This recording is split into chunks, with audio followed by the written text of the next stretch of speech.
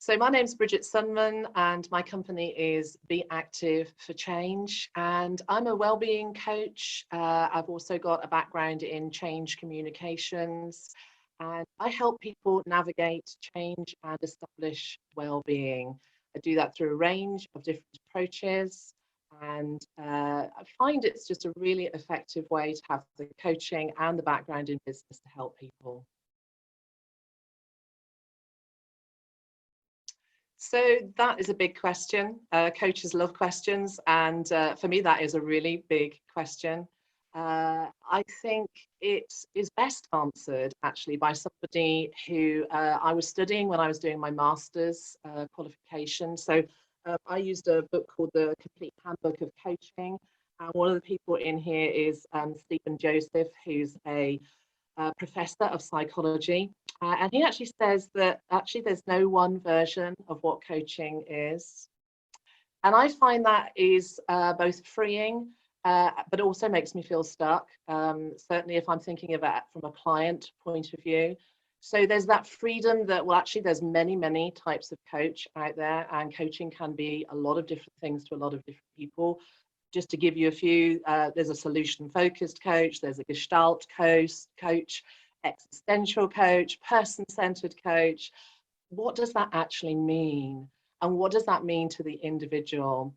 And so I think it's very much an important question to think about what actually you are looking for.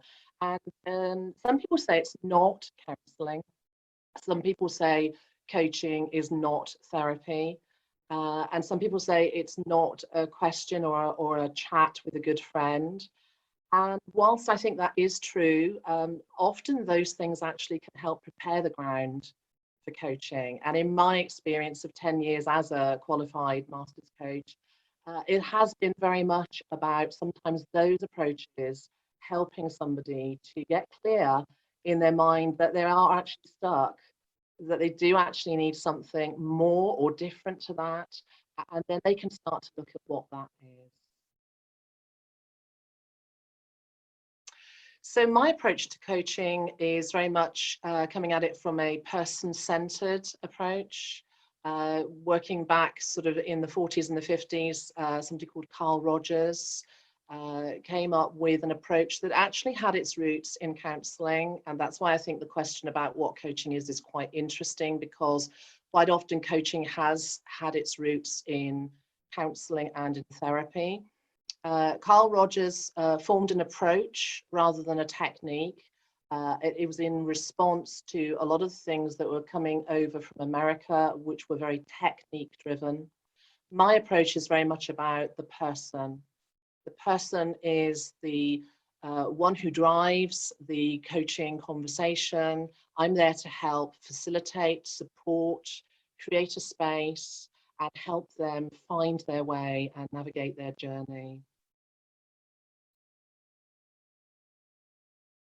So one tip that I think could be really helpful in thinking about whether you'd like to work with a coach, often a lot of the work is around getting very clear and getting real clarity.